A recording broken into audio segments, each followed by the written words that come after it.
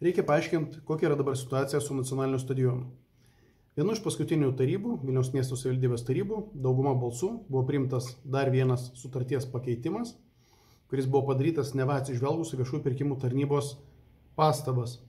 Mano nuomonė, tas pastabas nebuvo atsižvelgta ir dabar meras ir administracijos vadovas komunikuoja, kad iš esmės beliko sulaukti tik tai pritarimo iš Europos komisijos, kad viskas gerai su šito projektu ir kad naujas koncesininkas, naujas finansuotojas, tai yra Haner, dabar gautų kažkokią bankų finansinę garantiją, kad jis gali vykdyti šitą projektą. Neoficialiai lieka dar vienas punktas, tai reiškia, ta pati viešųjų pirkimų tarnyba yra šiuo metu institucija, kuri galėtų vertinti ir šitą sutartį ir jeigu kas teikti pastabas vėl ir prireikus netgi kreiptis į teisėsaugos institucijas, ginant viešą interesą. Ir kad ir po šitos sutarties pakeitimų priėmimų šiuo metu vyksta susitikimai tarp viešųjų pirkimų tarnybos ir Vilniaus miesto savivaldybės administracijos, kurie neva kažką diskutuoja ir tarėsi, kiek tai yra atsižvelgta į viešųjų pirkimų tarnybos pastabas. Labai keistas žanras. Šiaip viešųjų pirkimų tarnyba tiesiog privalėtų įvertinti, ar yra atitikimas, ar yra atsižvelgta į pastabas, ar ne. Kam reikia 3 arba net šiuo metu 4 susitikimų su Vilniaus miesto savivaldybės administracija, nežinau. Mano galva yra daromas spaudimas viešųjų pirkimų tarnybos vadovui. Jisai yra pareigūnas, kuris skiria finansų ministrė. Taip kad priemonių daryti įtaką šitam pareigūnui tikrai yra. Užkliūna tas formatas ne tik man vienam. Seimo posėdžio, nedovanokit ne Seimo posėdžio, o Seimo audito komiteto posėdžio metu Artūras Skardžius taip ir paklausė, kasgi čia per žanras.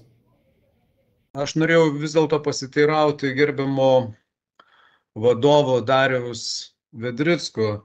Tai, kiek suprantu, diskusijose su savivaldybė yra kuriama metodika koncesijos įstatymo, sakykime, apimtyje kuriama metodika. Tai mane labai domina būtent šis žanras. Kas čia per žanras, kad, čia kaip kažkokia teismų praktika, ar ne?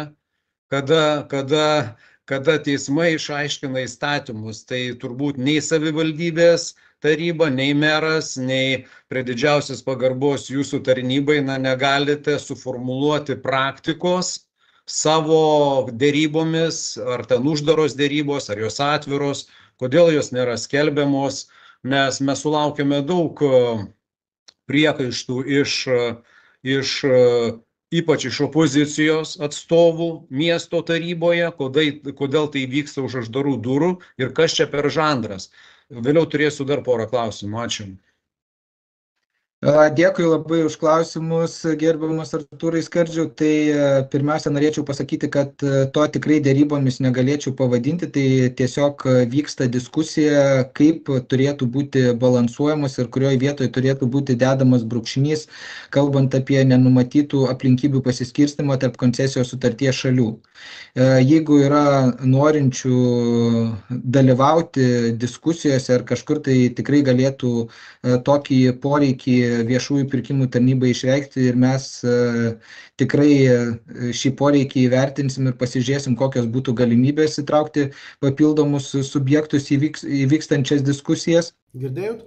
Viešųjų pirkimų tarnybos vadovas Vedrickas pakankamai aiškiai pasakė, kad čia nėra ko slapukaut, visi, kas norit, kad yra opozicijos atstovai, rašykite, kreipkitės ir jie jau tada svarstys, ar verta ar neverta čia kviesti.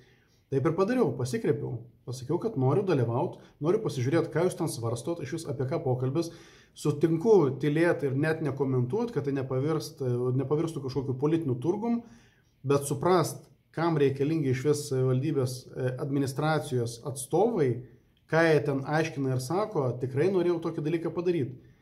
Ir šiandien sužinojau, kad vyksta dar vienas posėdis, paskambinau, pasiklausiau, kodėl nesu pakviestas ir gavau atsakymą, kad nekvies jie šiuo metu. Būtent, kad nedarytų politinio turgaus, buvo pasakyta, kad net, beje, kalbėjau su pačiu Vedricku, buvo pasakyta, kad yra tikimybė, kad jeigu dalyvaus Aleksandras Nemunaitis, yra tikimybė, kad neatvyks ir savivaldybės administracijos atstovai. Tai juo labiau tas kelia įtarimų, nebūtų kas slėpti, galima kalbėti. O kodėl reikia daryti tokius neviešus, uždarus susitikimus, kurių metu galimai daromas poveikis viešų pirkimų tarnybos vadovui? Čia, man atrodo, turėtų atsakyti teisėsaugos institucijos.